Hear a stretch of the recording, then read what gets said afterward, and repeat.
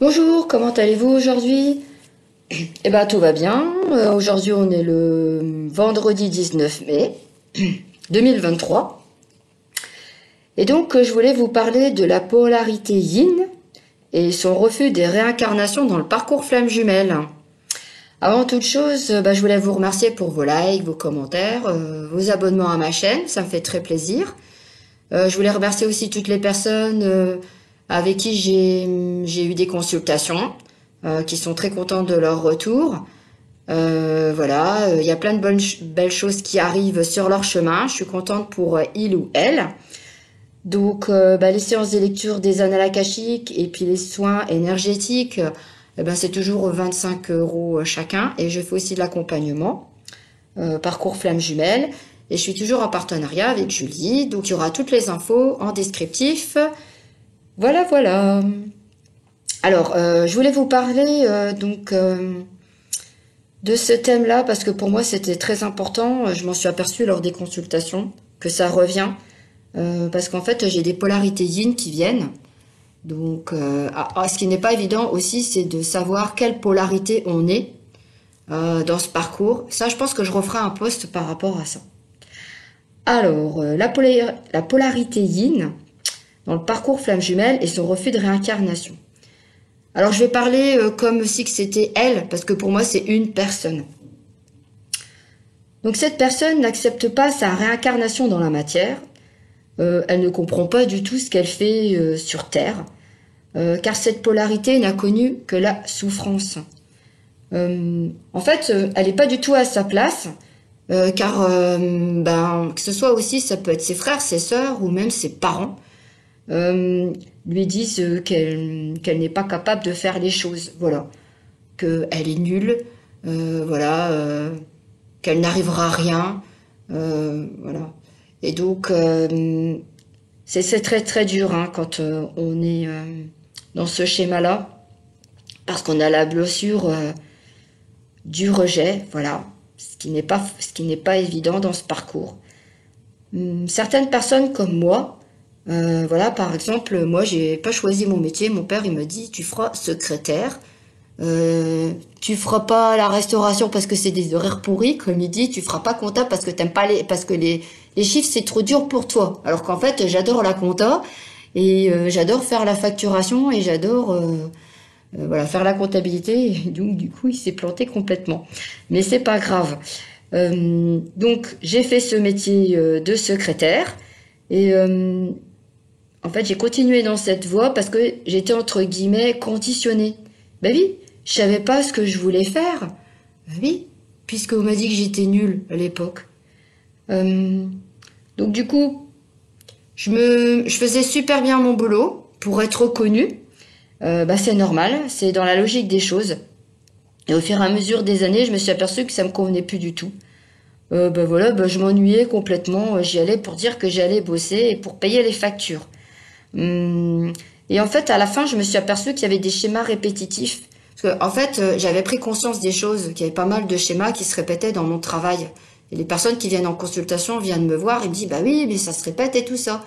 Donc oui, et donc du coup, je me suis aperçue, j'ai accueilli et j'ai surmonté ces obstacles-là. En fait, je me suis affirmée par rapport à ça.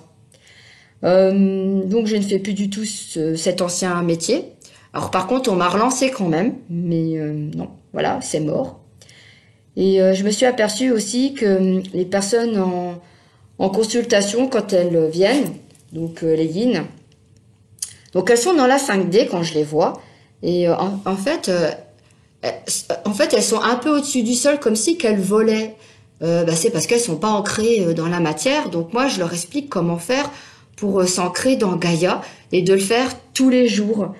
Et après, ce que je vois, c'est que au niveau de leur âme, soit il y a plus d'âme parce que elles ont tellement souffert et elles souffrent encore que leur âme est au-dessus d'elles.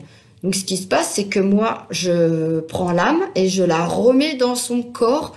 Je la remets dans son corps à l'intérieur pour qu'elle soit en réalignement après à l'intérieur de son corps.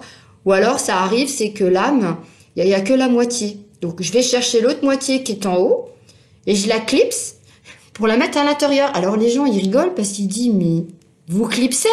Bah, oui, moi, c'est comme si qu'on clipsait. Je tourne et je clipse et je mets à l'intérieur. Et ça fait sourire. Donc, comme c'est un refus de réincarnation, bah, l'âme, elle est en haut. Et puis, elle est en souffrance. Voilà. Parce que la personne, elle veut faire certaines choses. Voilà. Mais voilà, l'âme, voilà, elle aimerait bien faire des choses. Et du coup, la conscience, elle lui dit, ben non, fais ça. Mais en fait, compte, elle le fait parce qu'elle est conditionnée. Voilà, tout simplement. Mais l'âme, elle dit, mais non, t'as trop souffert. C'est ça que tu vas faire vraiment. Oui, mais qu'est-ce que je vais faire? Quelle est ma mission de vie? Qu'est-ce que je fais? Je suis perdue. Ben oui, parce qu'en fait, la personne, elle n'est pas ancrée dans Gaïa, mais aussi, comme elle est perdue, elle sait pas trop où elle en est, puis qu'elle n'est pas sur Terre, vraiment, et ben ce qu'elle fait, du coup, c'est que elle va dans l'astral. Parce que quand on est dans l'astral, c'est fluide, il n'y a pas de maladie, il n'y a pas de hiérarchie.